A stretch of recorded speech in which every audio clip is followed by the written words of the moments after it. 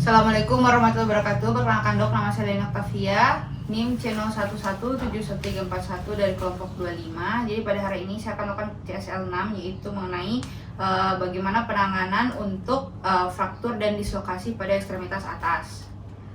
Jadi untuk alat dan bahannya ini terdiri atas dua bagian, yaitu khusus untuk fraktur dan khusus untuk dislokasi.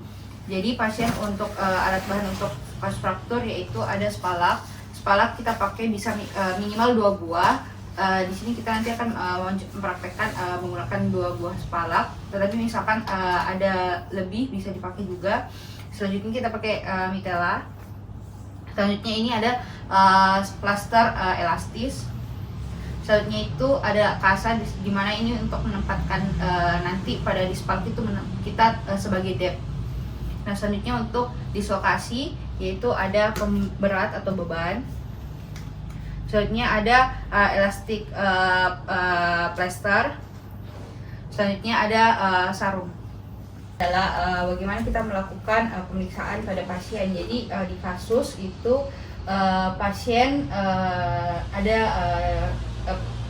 dia terjadi kecelakaan di mana pasien itu mengeluh sisi sebelah kiri dari lengan ekstremitas atasnya yang nyeri, dan bagaimana caranya kah kita melakukan secondary survey setelah kita melakukan primary, yaitu dengan cara kita menginspeksi di regio bagian ekstremitas kiri sebelah atas dari bagian bahu sampai di bagian pergelangan jarinya. Lalu kita melihat ternyata di kasus ditemukan bahwa terdapat deformitas dan juga ada seperti pembengkakan atau swelling. Setelah kita inspeksi terlebih dahulu, lalu kita lanjutkan dengan palpasi. Pada saat kita palpasi ternyata terdapat nyeri pada saat kita palpasi. Nah, selanjutnya untuk pemeriksaan range of motion atau ROM kita tidak lakukan karena pasien mengeluh sudah nyeri pada saat kita tekan. Nah, selanjutnya yaitu kita melakukan pemeriksaan neurovaskularisasi distal, yaitu pertama-tama kita BEPA, saya akan pegang di bagian arteri radialisnya Bapak nih Pak. Jadi pada saat saya megang bagian arteri radialisnya Bapak, ternyata ada seperti ada yang dia bisa terangkat dan juga ada perabaan. Selanjutnya kita nilai di bagian nervusnya. Yang pertama itu kita nilai bagian motoriknya. Jadi Pak, Tabe bisa ikuti saya, bisa begini Pak. Oke, jadi untuk penilaian occlusion ini kita memeriksa bagian nervus medialisnya. Selanjutnya Pak, kita bisa angkat jempolnya seperti ini. Oke, jadi pasien bisa mengangkat jempolnya. Ini untuk memeriksa bagian nervus radialisnya. Selanjutnya Pak, bisa kasih begini tangannya. Oke, Bapaknya bisa melakukan ini untuk menilai bagian nervus pada bagian ulnarisnya. Jadi setelah saya melakukan pemeriksaan bagian nervus motoriknya, ketiganya nervusnya Bapaknya bisa lakukan. Nah, selanjutnya itu kita akan melakukan pemeriksaan sensoris. Jadi Pak, tadi nanti saya akan lakukan perabaan ataupun penggesekan dengan tangan saya.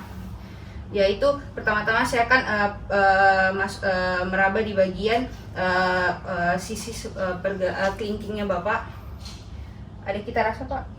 Oke, ini untuk perabaan di sisi sebelah kelingking ini untuk kita menilai perabaan di bagian nervus ulnarisnya. Lalu kita raba lagi di bagian sisi bagian telunjuknya luarnya Bapak. Bisa jelas Pak? Oke, kalau untuk pada jari telunjuknya ini untuk kita menilai bagian nervus medialisnya. Saya peraba lagi di bagian distal web space-nya. Bisa jelas Pak? Oke, kalau untuk distal web space-nya sendiri ini untuk menilai bagian nervus bagian radialisnya.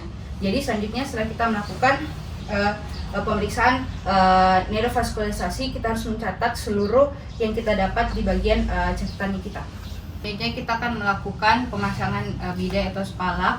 yaitu karena pasien tadi mengeluh ada seperti nyeri di bagian dan adanya deformitas juga di bagian ekstremitas atasnya. Jadi pertama-tama pastikan bahwa bidai atau spalak yang kita pakai itu dia dia minimal 2 buah spalak, bisa juga lebih. Lalu untuk panjangnya sendiri kita harus spalaknya ini harus panjangnya mengenai 2 sendi, yaitu sendi bagian proksimal dan distal. Nah, minimal harus mengcover seluruh kedua sendi tersebut.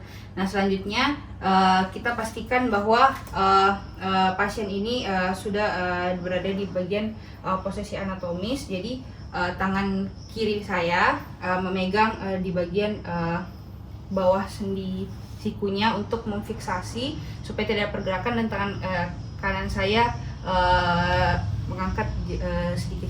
Dan saya minta tolong kepada asisten untuk memasangkan bidai atau spalak di bagian bawah, dan pastikan bahwa kita sambil meretraksi di bagian dengan posisi anatomis. Oke, setelah itu saya ambil kasa, taruh di bagian bahu atas ataupun humerusnya, lalu saya taruh di bagian elbownya, dan saya taruh di bagian distal bagian radialisnya, sambil saya tetap meretraksi bagian posisi anatomis, dan juga penolong berikutnya menaruh di bagian atasnya. Lalu saya ambil plastis selanjutnya kita bebat.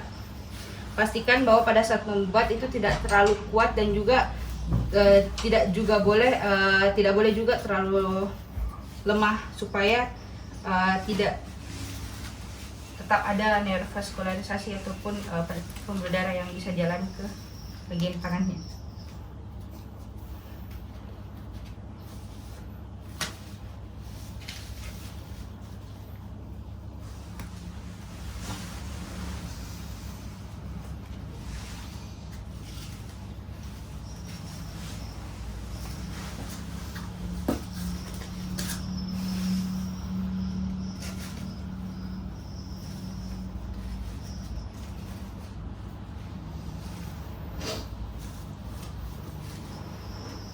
Nah, selanjutnya setelah saya memastikan bahwa bidainya ini sudah posisi sudah anatomis juga tangannya pasien, dan juga sudah sudah kuat, saya periksa lagi bagian arteri radialisnya Bapak. Tapi Pak, jadi ada perabaan di arteri radialis, dan juga ada kuat untuk mengangkat. Selanjutnya saya suruh tapi Pak nanti ikuti lagi kata-kata aku Pak, ikuti Pak, bisa buat begini Pak. Selanjutnya ini untuk menilai bagian saraf dari bagian medianus, terus sudah itu bisa kayak begini Pak, jempol. Oke, ini untuk tadi saraf di bagian radialis. Selanjutnya bisa kasih begini Pak. Oke, ini untuk menilai bagian saraf ulnaris. Selanjutnya Pak, saya akan raba lagi nih Pak di bagian kanannya. Saya akan raba di bagian untuk menilai bagian nervus radialisnya, itu saya raba di bagian interphalanx di antara jempol dan jari telunjuk. Bisa dirasa Pak? Bisa dirasa Pak? Tidak dirasa. Terus selanjutnya saya akan mulai di bagian kelingking jari telunjuknya Pak. Ada perabaan kita rasa Pak? Oke, tidak ada. Selanjutnya saya raba lagi di bagian kelingkingnya. Oke. Jadi selanjutnya saya akan melakukan pemasangan dari mitella, di mana pasien mengeluh adanya fraktur ataupun di bagian sebelah siku kanannya. Jadi pertama-tama kita pastikan bahwa kain ini berbentuk segitiga, di mana berbentuk segitiga siku-siku, di mana di bagian sudut 45 derajatnya itu di bagian medial, dan sudut 90 derajatnya itu di bagian lateral. Jadi pertama-tama tadi Pak, saya akan pasien akan masukkan di bagian di antaranya ini. Lalu selanjutnya ujung dari switch 45 derajat itu saya akan ikatkan di bagian belakangnya pasien secara kuat.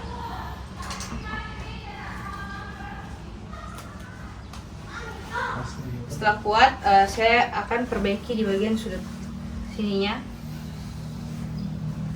sambil kita bisa juga taruh seperti plaster di sini.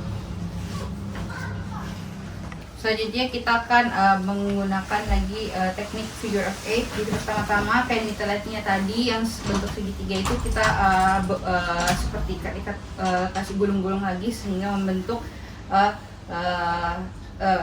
kain yang lebih panjang. Jadi pertama-tama kita berikan bebat atau padding di bagian bahunya. Lalu selanjutnya saya kasih bebatkan di bagian belakangnya pasien. Baru sudah itu saya kasih turun dan pastikan sudah ada paddingnya. Selanjutnya saya ikat di bagian belakang.